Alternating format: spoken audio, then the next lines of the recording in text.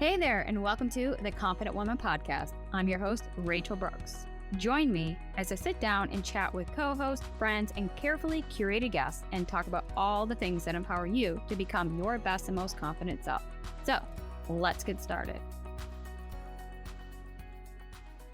Hey there, and welcome back. So today we have with us Chevonne O'Shaughnessy. Chevonne is the co-founder and president of America Cinema, a seasoned filmmaker with a track record of overseeing more than 150 featured films. Chevonne has built her career creating content that both entertains and uplifts. As founder of American Cinema International and co-founder of ACI Inspires, her work has earned international recognition and primetime spots on major networks including USA, Sci-Fi, and HBO Premiere. Chevonne's dedication to producing family-oriented films that champion faith, hope, and love has made her a respected voice in both entertainment and Christian communities worldwide. So welcome, Chevonne. So I know before you were getting started, we just had this incredible conversation and I'm super excited for you to share a little bit more about the works that you do and how you got started in the film industry. I started not the typical way. I did not study film, at all. I was living in Italy and I was thinking my life was going to be in Italy. I was married to an Italian, had my daughter in Italy, and, my whole social life was all there. Was going to finish my degree in international business at the American University in Rome. And again, I had an apartment, social life, and I was lucky enough at that time when I was in the 80s, I had $8,000 a month net from a trust that I had for my family. So things were easy. Things were going great. And then all of a sudden, I thought again, I went to Italy. My 2 feet were in Italy. This was my life. And then 3 weeks after I graduated from college, I got a telegram. And I was kind of looking at this going, wait a minute. I thought telegrams came to the door. Why are they on the phone? And the person was speaking to me in English, even though I was in Rome. So she said, are you Chevonne? And I said, yes. She says, we have a telegram from your father. And I was like, what? And telegram said, no more monies. So basically, I sat on my terrace in Rome crying, thinking, oh my gosh, my life is finished. What am I going to do? And after my first hour of crying, because you don't solve anything, I was just crying and feeling sorry for myself. I was sitting back and going, wait a minute. I have my apartment that's totally paid for. I have the cars. I have a degree at American University in Rome. And I just sat on my terrace and I said, as a woman, how much money can I make in Italy versus how much money could I make as a woman in the United States? And unfortunately, Italy had a higher glass ceiling that was harder to get over. There was hardly any woman business owners, there was any really woman that was in the position of power to make decisions. So I went back home. I told my Italian husband at the time, sell the apartment, sell the cars, join me in Orlando, Florida afterwards, and I'll go over there and start getting us a job. I'll go get a job and see what I can get. And again, now my whole life has totally changed. I'm now back in my mother's house, back in my old bedroom, feeling a little disillusioned because thinking I'm going backwards now. And I'm in my mother's house and I'm doing my resume. And my mother comes running up to me and she goes, Chevonne, guess what? Universal Studios is opened up in Orlando, Florida. And I'm like, okay, Mom. So we got Disney World, Circus World, SeaWorld, Busch Gardens, every single kind of park you could think of the world is in Orlando. I worked in Disney World at 16. I don't care about parks. I am going to do something international. I'm going to do export, import, and that's what my degree is in. So let's not talk about parks. So I was going to the Chamber of Commerce. I was trying to get a job. I was trying to find something. And 3 months had gone by and I didn't have anything yet. And my Italian husband's about to show up and so is my daughter. And I got nothing. So all of a sudden, the Orlando Chamber of Commerce calls me up and says there's a position opening up. Why don't I go down there to apply for the job? I grew up in Orlando. So I'm driving down to the Orlando Convention Center and I get off on the wrong exit. And you know how the freeways are high? So Mm. as I'm coming down off the freeway, now I see the land for Universal Studios. Oh, And a voice, and it was God, whatever, was just telling me, go in, go in. And it was closed because it hadn't opened yet. It was under construction. So I turn my car, I go into the gates, 4 black man's there in a full suit and it's hot in Florida, muggy like crazy. And I say, can you please tell me what the employment agency is? And he tells me 7 miles out of my way, which is before MapQuest, before cell phones, before anything. So I'm driving these 7 miles. And if you've been to Orlando, there's a lot of swampland.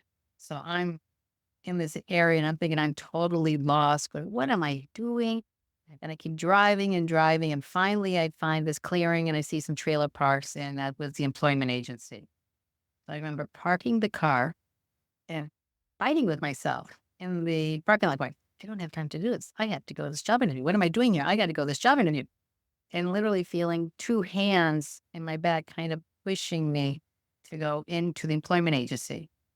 So I go into the employment agency and I go up to the counter. I say, I'd like to apply for a job. And the guy nicely turns to me and he says, well, what would you like to apply for? And I look at him with a blank going, I don't know. I don't even know why I'm here. Like, because I was fighting with myself in the parking lot.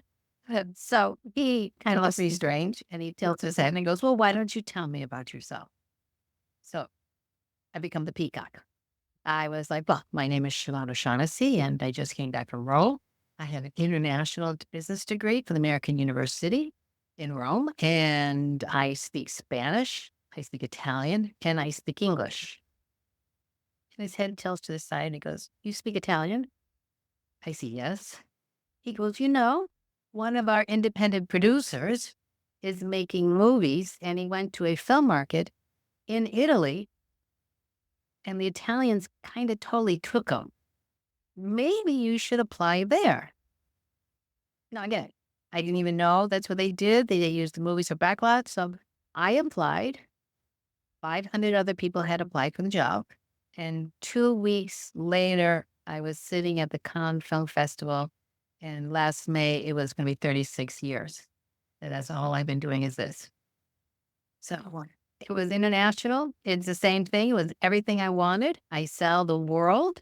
It was just a new widget. It wasn't something else that I thought of, but now was my film. So films was my thing for international. I sold the world. I went to all these markets and it couldn't have been better. I love it. And while I was making films, I went and started creating movies too. So that's how I got into the film industry. And I went from the company in Orlando to a company in LA and was with them for 10 years. And we did 150 action movies. Sold the world.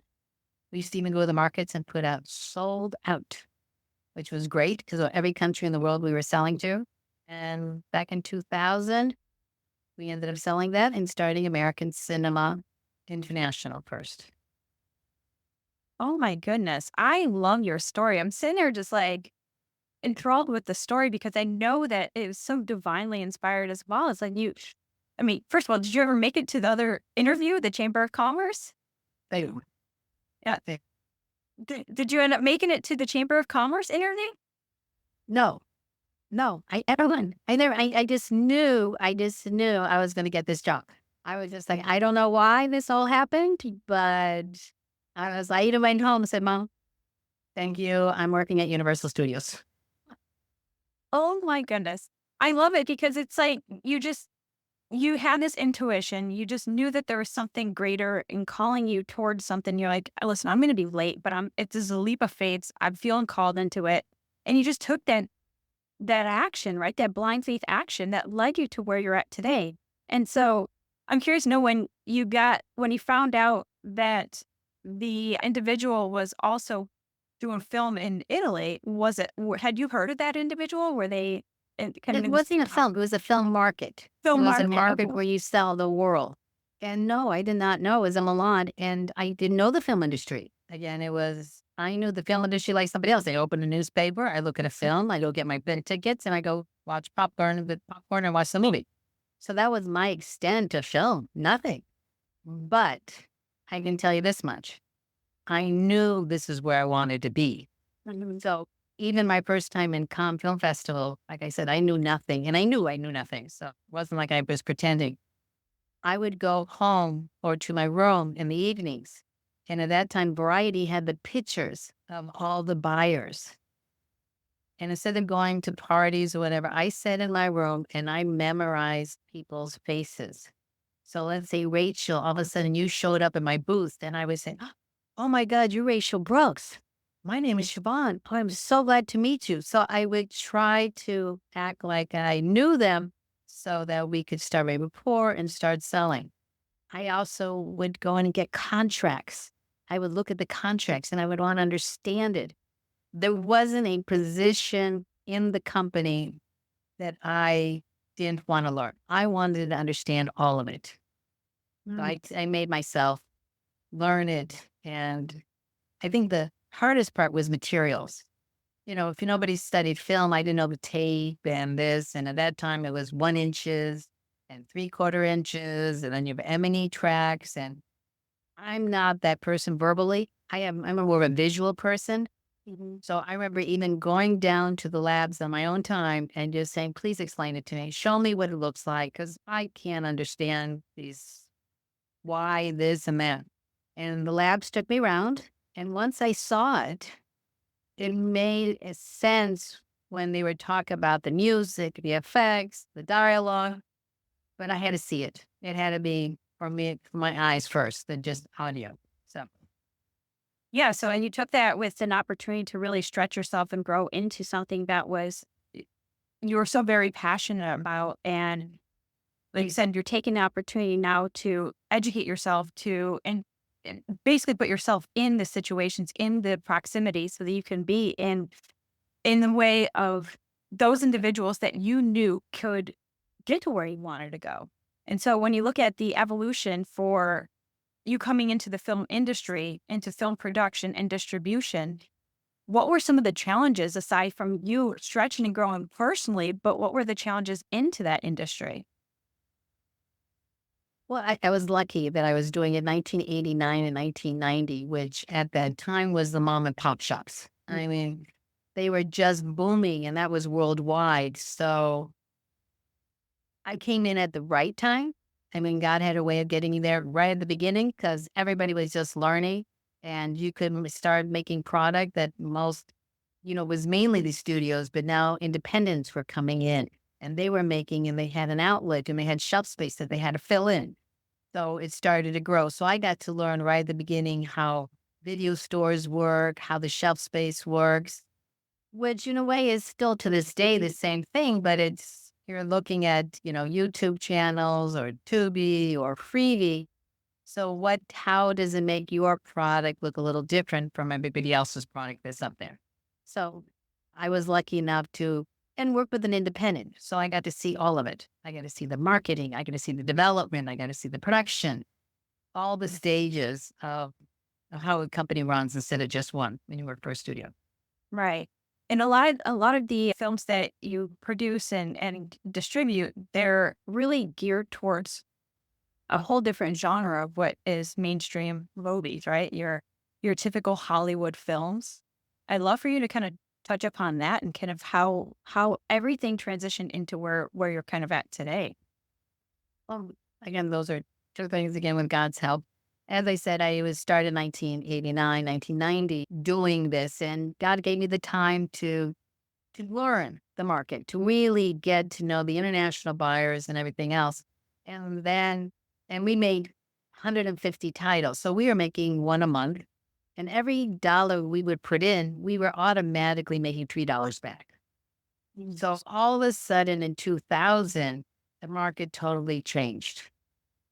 And we had made 4 movies all at the same time, thinking, okay, we get our $3 back and we spend even more, not a problem. And then the market changed and TV series became more the shelf space being taken away because of the reality shows. So some people go to drink. I went to a Bible study course. I met Cindy Bond. And Cindy Bond had just created a movie called The Ten Commandments.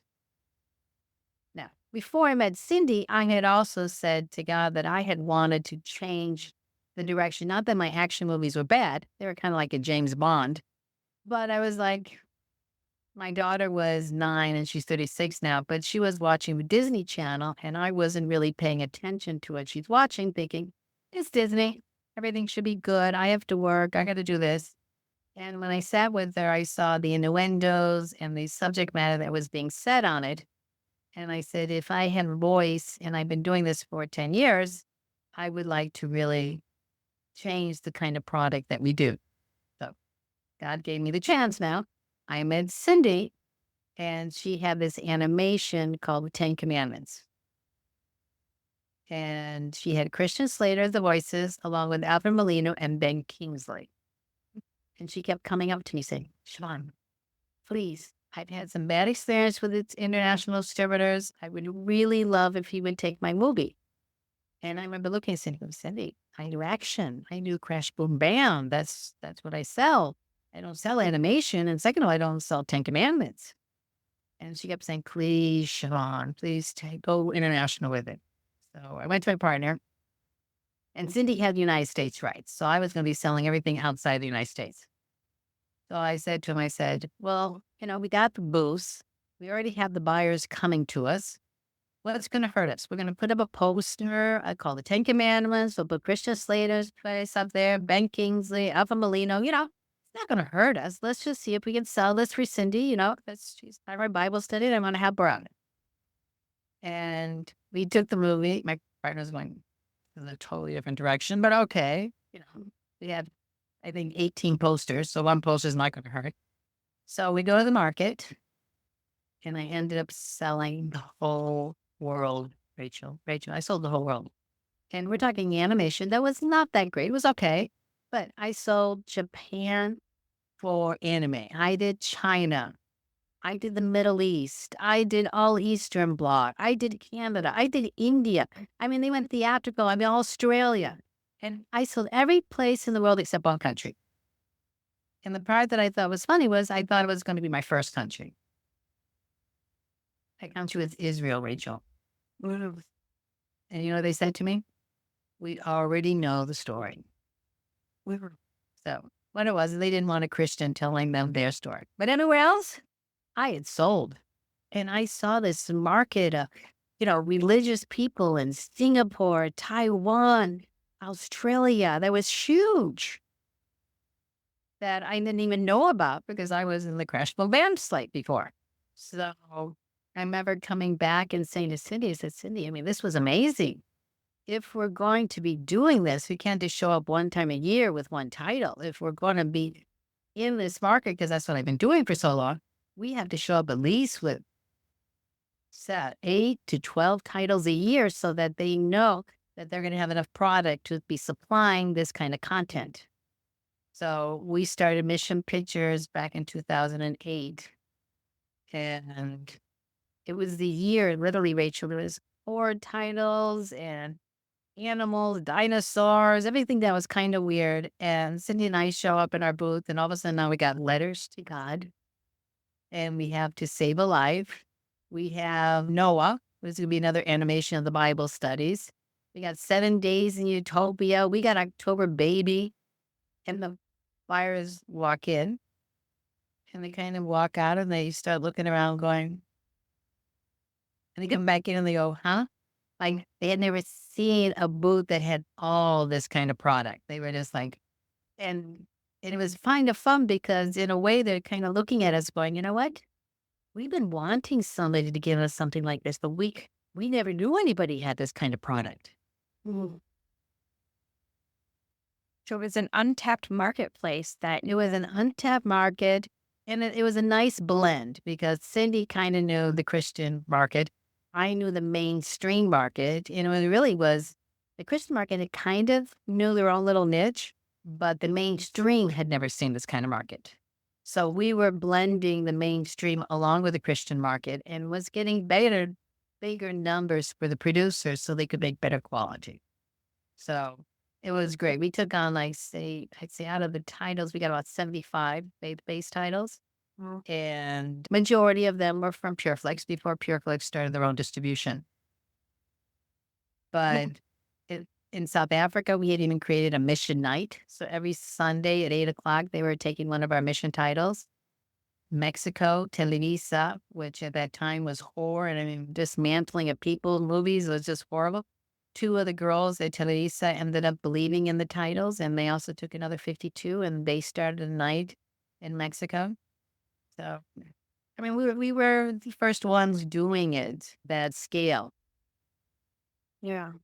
Well, that's quite interesting because it's you saw the you saw an interest in the Ten Commandments. There was anime that was something that hadn't been out there in the marketplace. So we start looking, how can we bring this to the other countries? And so now tying in your world distribution with faith, and now you're bringing it to the world as a whole and watching the evolution of faith-based films just over time, the quality and the representation and the industry has really boomed since coming on in the late 80s, early 90s, right?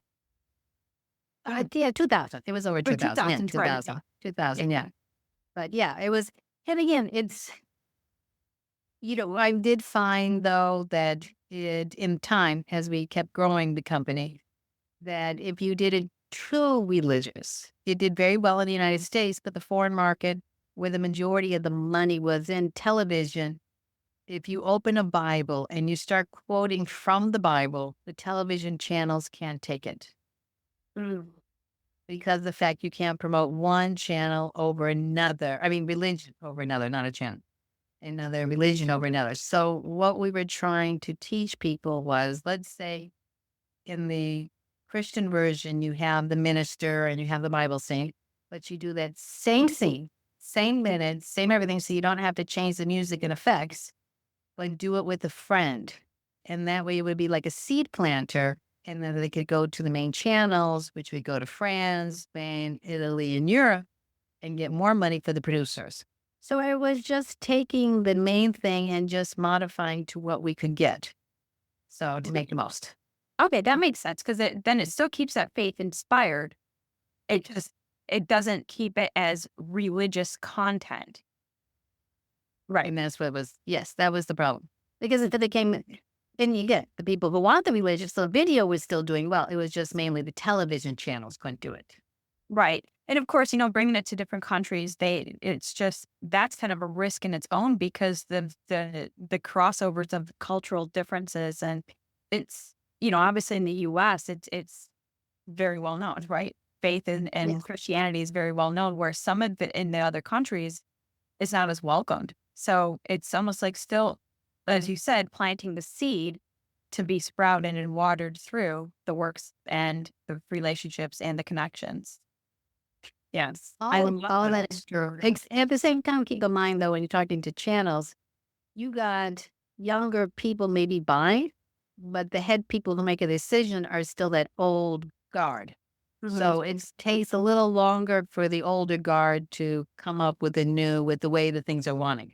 So that was another way to make sure we got stuff on before the old guard would come up to what we needed. So things are changing worldwide, I would say. Yes, and you've had a hand in that, and that's incredible. And I love how God has just been working through you and giving you that opportunity where it's like, here's this potential in this unkept market, that this is now where I'm going to use you to pave the way and start spreading the word. Which I just think is, I'm always fascinated by the wonders of what God can do. And it's just like we forget that He still acts today, just as He did then. Yeah, it's so cool. And so, when you talk about like the quality and the content of what kind of films are being published and produced, you really focus on the faith, love, and hope aspects of it. And so I know that some of the movies you had brought to, like romance movies, to Hallmark, or some of the acclaimed films to platforms such as USA, Sci-Fi, and HBO. So you're still getting them onto the mainstreams here into the US. So tell me a little bit more about like how you pick and choose those movies to bring them into the channels that you work with. Well, I'll tell you, when, as I said, I had done 150 action titles. So I thought the channels in the United States, because we're doing our own movies and mainly was on video, but we had not really established relationships in the domestic market. We had all the relationships with the foreign TVs, but not domestic. So I thought it was going to be easy because we had great relationship with the foreign markets, and we go in. I go to Hallmark first because I have that kind of product that I'm doing. And I remember sitting in their office and we're pitching them an idea and have a script and everything. And the girl at Hallmark looks at me and goes, "Okay, so what are you bringing to my channel that's something new?"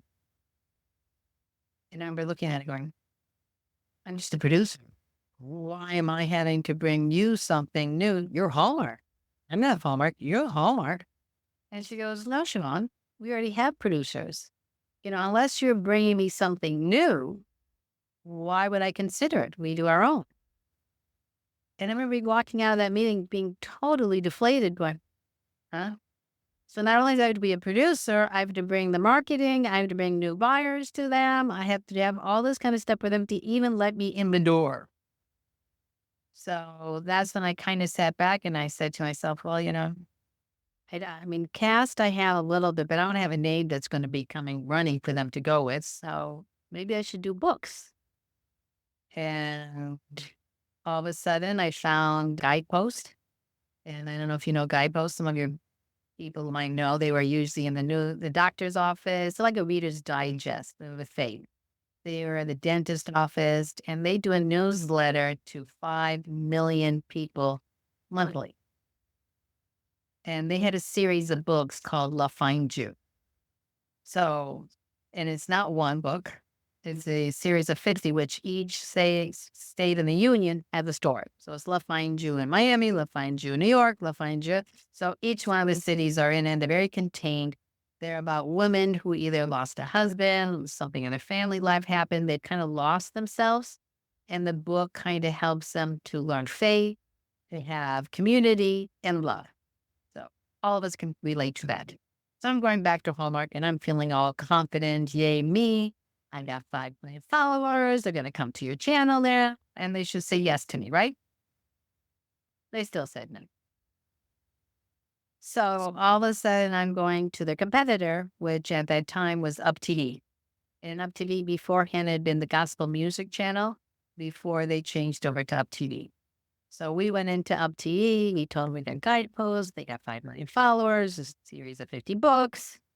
And they were the first ones to give us our first chance. And yeah, like I said, it's hard to get in. It's amazing how the gates are blocked. So we did it. We did the first one. We went to casting, shot it. We're in post production now. So we're about to deliver within a couple of months to Up TV. And the girl calls me up, who's a new head of development, and says, we just had a marketing meeting and we've decided we want to hit the 25 to 45-year-olds. And I'm like, what do you mean? Your channel's 50 and above. Hallmark's channel is 50 and above. Why are you going to the 25 and 45? You don't even have that market yet. And they're like, well, the 50s and above already have their toothpaste. They already have their detergent. It's really hard to convey them to go to somewhere else. So we want to start with the 25 to 45-year-olds because we want to get them to buy our toothpaste that we're selling and the detergent that we're selling. And it will be easier and we'll keep them all the way to their 50. I said, oh, okay. Wow. This is the big change. And as I was thinking, my back was covered because I had Guideposts that had the newsletter, but that newsletter goes to mainly to 50 and above. The big readers are 50 and above. So now I'm thinking to myself, oh my gosh, how do I get the 25 to 45-year-old to go to this channel, which has done nothing? And if I don't do well, they're not going to take 49, 48, 47 of these series of books that I have. So I'm on the plane. I'm about to go to a market to sell movies. And, I'm sitting on my chair and I kind of like praying to myself and going, what do I do? What do I do? What do I do? And a voice in my head said, well, what's the name of your movie? And I'm like, well, Find You. And it was kind of like, it's love, Chevonne. is love, and that's dating. So why don't I go to the dating sites? So back in the early 2000s, you could put skins around the windows of your computer or on the websites. So when the girl would go to click on for Match.com or Christian Mingle or anything like that, they would see the thing, advertisement for my movie, and they would see the trailer and the date it was airing. So we ended up doing 1.5 million of just that. I mean, we did 7.4 in the whole airing, but to that market, we brought in 1.5 million, 25 to 45-year-old people. Wow. And that's so cool because you again, another untapped market. So it's like, how can you? So you're the ingenuity of your life. Yeah. But what are some ways that I can get into this that would then speak to them? And, having that silence and that moment of pause is just really reflective because sometimes we're so externally driven to find a solution, but it's just take a moment, recalibrate, and love, right? So love covers all, right? Love it. The answer to everything. So, and I remember back in the day when, the advertisements would pop up and the banners and the ads and things like that. That's just so cool. And so now you get that market, you recognize there's a whole need and industry there. And so when you start with Up TV to Hallmark, and that's where Hallmark came back. Hallmark came back when they saw the success because on the 3 movies we did for Up TV, we ended up doing 7.4 million views. They thought it was an anomaly on the first one. They gave me a second one. They thought, oh, she can't do it again. We did it again the second time. And then the third time, we did even more. We did 7.7. So Hallmark is like banging on my door going, Chevonne, you got to give us a movie. You need an Amish movie. You need an Amish movie. So all of a sudden, I send them a book on one that I think is going to work with them. Crickets, Rachel. Crickets. They're not responding. They're not calling. I'm like, what happened? You're asking and this, and I sent it to you. All of a sudden, I started watching Hallmark 24/7. I started watching it every now. Think of it a page a minute. So every movie is a formula. An action movie is a formula. A mystery is a formula. So the romance has a formula too. That this has to happen by page this. This has to happen by page 22. And I'm going through my script and I'm going, I got that. I got this. I got the other. Why are they calling? Why are they calling me? And then I stopped and I figured it out. The main advertiser on the channel was Petco. Oh, And I didn't have an animal in my script. So all of a sudden I went back in the script and I have a dog that they find a stray. And they find a stray, they bring it home, they give it food, and then they take it to the pound. That was it. And then they called me. And I remember telling the girl, I go, why didn't you just call me and tell me to have that kind of scene in it? And she goes, if you want to work for our channel, you have to figure out what we want. wow. And the whole time you're thinking that you have the goods and you're selling the goods, but they have kind of the secret, the key, right? So, oh my goodness. Yeah, something so simple like that. And so that was the pretty point. That's what got you to Barbie. Yes. But it's just like I try to tell young girls all the time. If you're going to write something, do you know how to get to those clients and bring them to the place that you're going to? And at the same time, have you studied really where you're going to? Have you studied all of it? Because, just even a small change right now, if you're not going to the formula that the channel wants, you're out. And then you're not selling it anywhere because it becomes so specialized right now. Right. And so it's because now it's like they want to keep their specific lane to, because there's so many options out there, especially in mainstream media too. So Yes. it's quite interesting because it's like you had to figure out the riddle because you thought you solved the puzzle, but there was just that missing piece. And would you say that was kind of like the biggest breakthrough right there was, especially with Hallmark? Yes. Okay. Yes. They finally gave me a chance. It's just getting in. And again, I know people are going to do their first one. And the first one's the hardest. It's banging on doors. It's constantly, you can't get upset with them. You just have to say yes and just keep going and changing it, modifying, just making sure you know what they want and just keep looking at it. a lot of times they're not going to help you out because they're so busy making 100 titles, they don't have the time either. They turn around and call you and say, hey, Chevonne, we need this in it. They think that you should know that. Yeah, yeah. That's interesting. And so, what I'm curious to know, what are some of the upcoming Christian film trends that are happening? Because you mentioned about like all these different platforms. Is there one that's kind of this is what's happening? I think that the women were the ones that were really controlling the TV channels and even going to movie theaters for the longest time. I think there's going to be a move in the Christian faith towards more, not that we're going to slant toward man all the way. I don't Mhm. think so. But I think the men role in the movies are going to become more powerful. I think Westerns, I think, are going to come in because the guys are going to be saying, I've gone your movies, we've done it, but I need something for me now. And I thought as long as we get some really good male roles, even Hallmarks, trying to get some more men roles into their things. And it's amazing. I always have men coming up to me. I watch the Hallmark Channel too. I watch your movies. I really like them. But if there was a group of men, they would never say that. No, no, no, no. I don't watch Hallmark. Right. They're getting some better storylines in there for the men.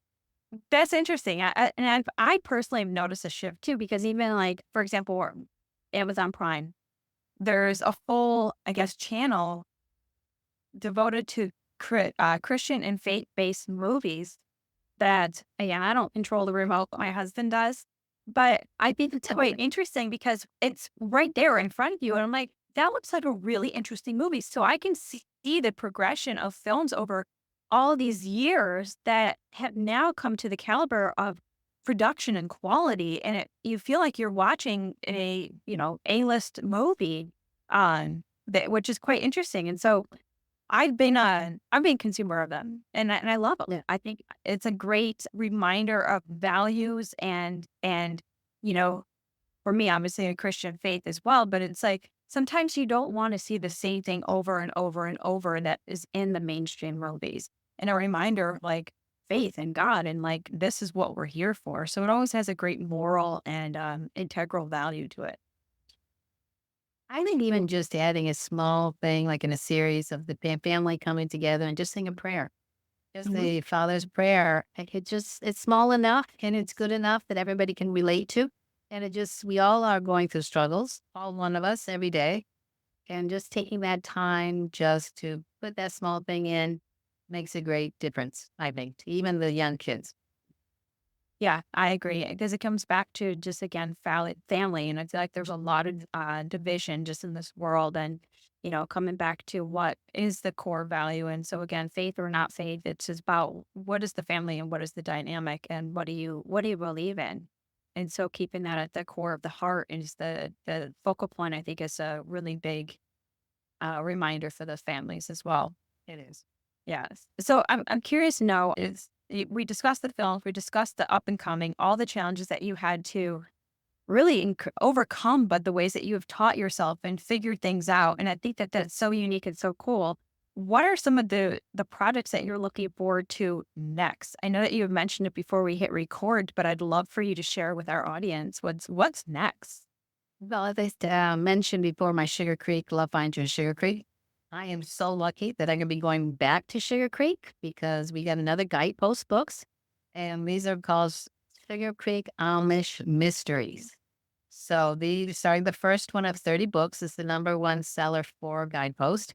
And the fun part is I get to have an Englisher and I have an Amish woman who go out and solve wonderful little mysteries. I mean, it's kind of like a murder she wrote. They're nothing really gory at all. And it's really having community come together. They even kind of forgive, which is the Amish way of doing.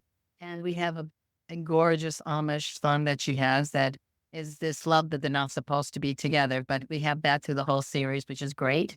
Then we're making a movie in Sierra Leone, which is with mercy ships. And mercy ships are those wonderful hospital ships that go into Africa, into these communities where they cannot afford to even see a doctor, and they change these children's lives. So we're using that as a backdrop for a romance movie that's going to be. We haven't got a title yet because we're still on the outline stage with mercy ships because they're giving their notes on it. But a woman from high society whose husband has kept her living a wonderful life. They've done the socializing, the clubs and everything, but something's been fading, and her husband ends up passing away. And going through his stuff, she finds a diary. And in his diary, he has said he had always wanted to volunteer time to the mercy ships, but he never had the time to do it due to the fact that he was trying to keep his wife in the lifestyle that she was used to, and he loved his wife so much. So she goes to the mercy ship to honor her late husband who passed away. And during there, she meets this wonderful long mother whose two sons have passed away, and it's the last son, and if the last son dies, it's going to be the family name is going to be gone. And she meets this wonderful doctor, and the whole backdrop of the mercy ships is there, and they get to solve something. So it's going to be a great movie, and we're shooting that all in Sierra Leone too, Africa. Oh, wow. So when is that one on deck? Because I know that you mentioned about Sugar Creek, which That will be into that. We're shooting the mercy ship is allowing me to come at the end of the year. So we'll be shooting it at the end of the year and probably through 2025. oh, But how the ships are fascinating. huge. I mean, we're talking a town. I mean, they're just amazingly huge. And what they do is just so nice because I do try to include some kind of charity in my movies. Mhm. Like we did Habitat for Humanity. We've done LeBron James Children, just to show people different ways of being able to give back and what that giving back does. So we're very Yes. excited about the one. That sounds exciting. And just to be able to bring these books to movies and knowing there's such a great cause beyond just the film production itself. So obviously this the works that you do. And I thought that was quite interesting when you mentioned about Sugar Creek. So for those that are listening, interesting because I'm in Columbus, Ohio, and Sugar Creek is less than 2 hours away. And it's the Amish country, which is so cool and so quaint. And it's the movie that you're going to be making is going to be feels like in my backyard. So it's pretty cool. You should come and see us. I would You should love come visit to. us when you're there. Yes, when we're shooting. I would love to. So this has just been an incredible conversation. I've learned so much, and I know that you've just really poured in so much value for our listeners as well. But I'd love to learn how people can connect with you and learn more about you and the upcoming projects and the works that you would do have going on. They can always reach me on my YouTube channel, www.americancinema.com. Aspires, AmericanCinemaAspires.com. And we have a YouTube channel, which we have over 100 of these type of movies, which is for free. And we have them in Spanish and we have them in English, and it's called ACI on the Go on YouTube. So you can check them out, sit with the family, and you got some Amish movies in there. You got some nice mysteries and some feel good movies for you to sit there with family. Wow. Okay. Well, thank you because all that's going in the show notes below. So that is super generous that you get to have a free platform for everybody to check out those movies. And like you said, have those feel good moments. So be sure to check that out in the show notes below. And again, thank you, Chevonne, for being our guest. Thank you, Rachel. I had a wonderful time. Thanks so much. Hey there. Thank you so much for joining me on today's episode of the Confident Woman Podcast. If you enjoyed today's episode as much as I did, please be sure to like, subscribe, and leave us a review. Thanks again for listening.